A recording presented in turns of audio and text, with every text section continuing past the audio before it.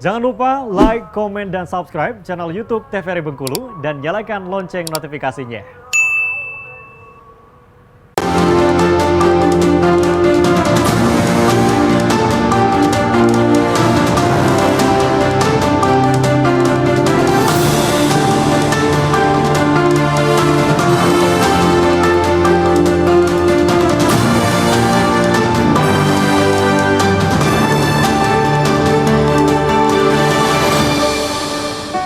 Baik pemirsa, kembali lagi di Berendor Ruang Seni dan Budaya. Tentunya kita masih akan membahas mengenai seni dalam pembelajaran. Tadi sempat kita membahas mengenai seni sudah diajarkan ya Bu ya, sudah diberikan dari usia dini gitu ya. Bahkan kita sampai sebelum lahir sudah diperkenalkan gitu ya.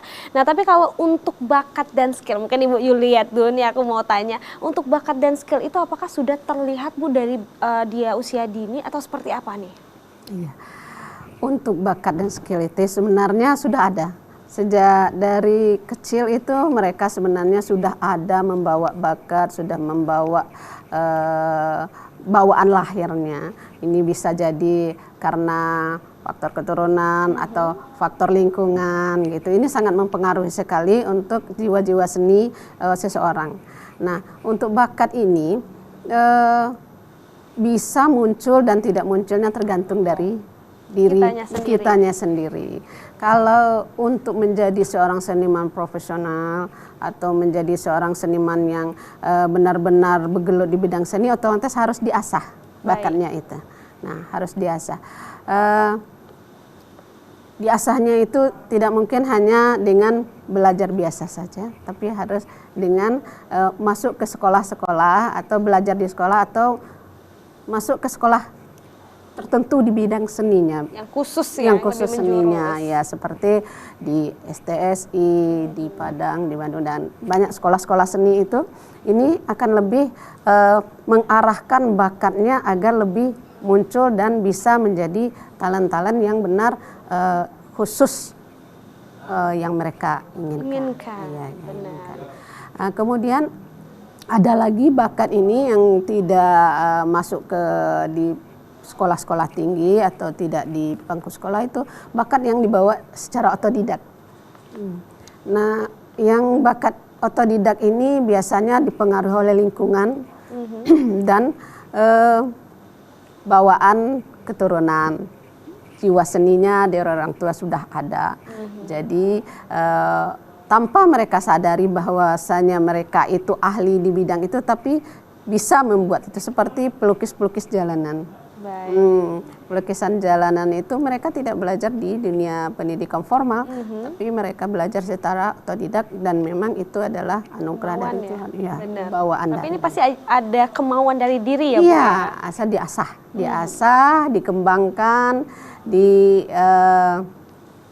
terus secara kontinu dilakukan. Nah, maka akan lahirlah, jadilah seniman-seniman yang memang bertalent di bidangnya dan bisa jadi seniman profesional. Benar. Jadi berarti ada proses nih ya, antara kita skillnya hanya kita hanya untuk diri kita, atau memang kita memutuskan untuk menjadi seorang seniman.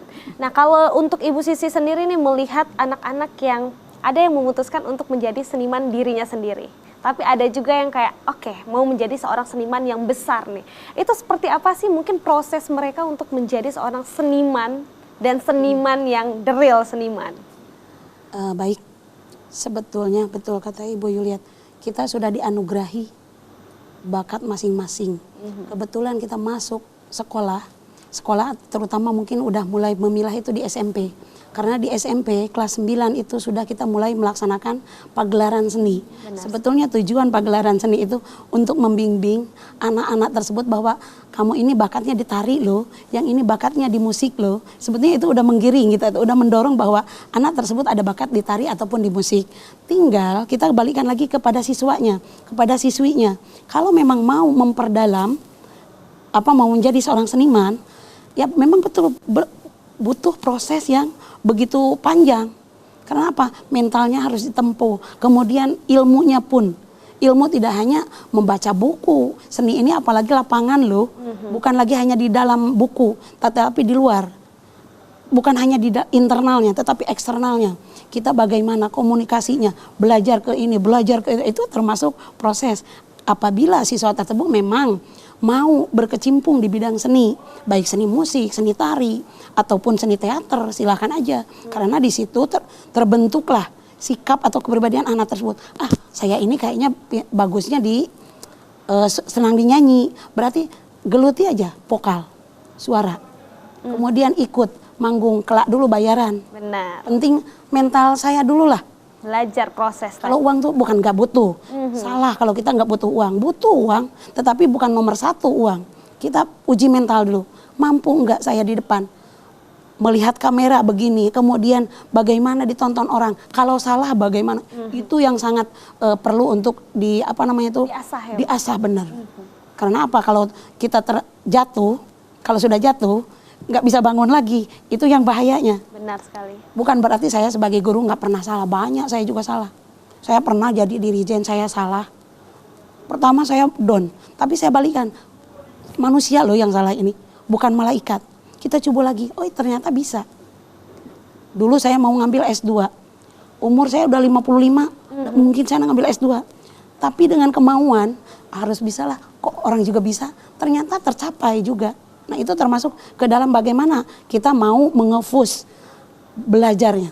Benar. Iya. Berarti tetap ada proses ya. Jadi Proses. untuk menjadi seniman itu bukan hanya sekedar wah gambar kita bagus atau suara kita bagus, tapi ada langkah-langkah yang ternyata tidak mudah juga untuk kita lewati ya. Sama seperti profesi-profesi lainnya Betul. tentunya ya. Betul. Jadi untuk menjadi seniman itu nggak semudah itu juga ya Bu ya.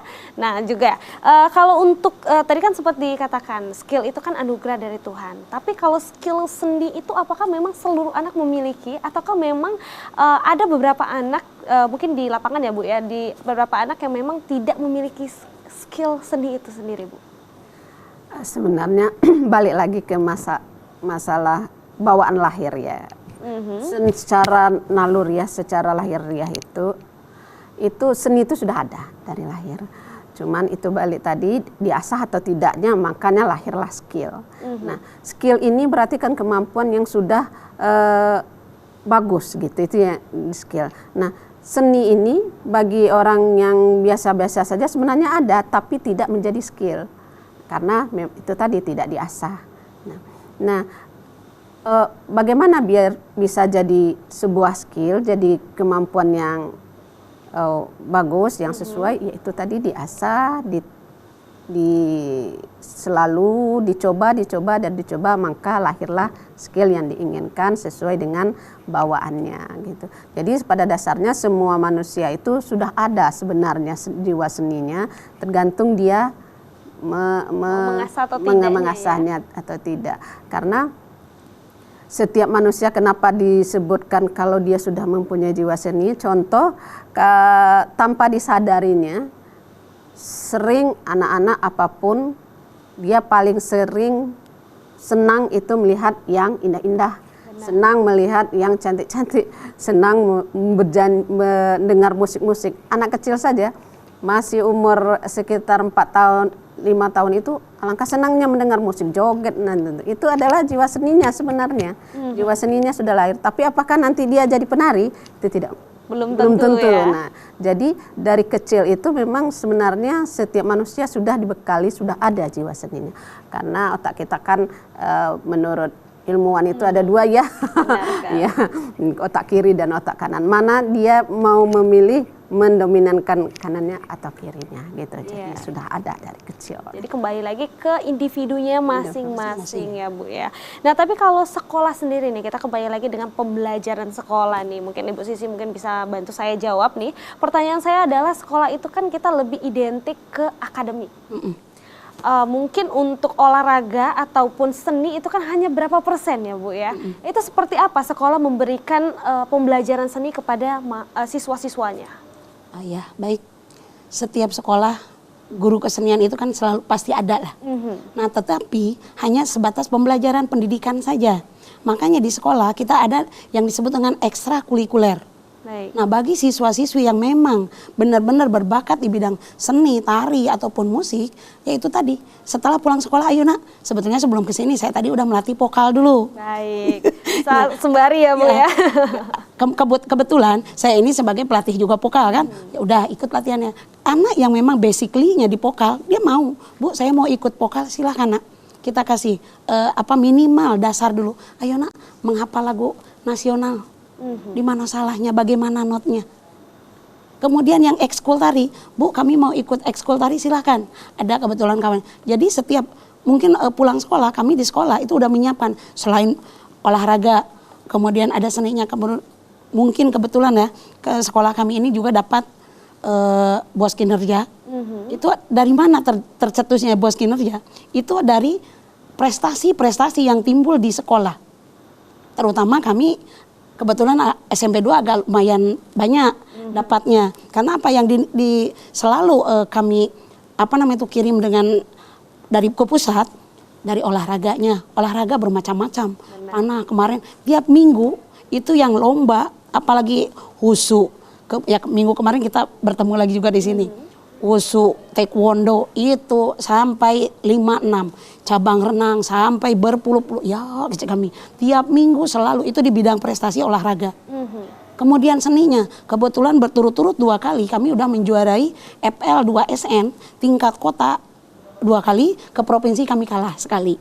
Baik, Itu, apa aja ditahan dulu Bu. Kita akan lanjutkan kira-kira apa nih prestasi yang sudah didapatkan setelah jeda pariwara berikut ini. Tetap di Brendo, Ruang Seni dan Budaya.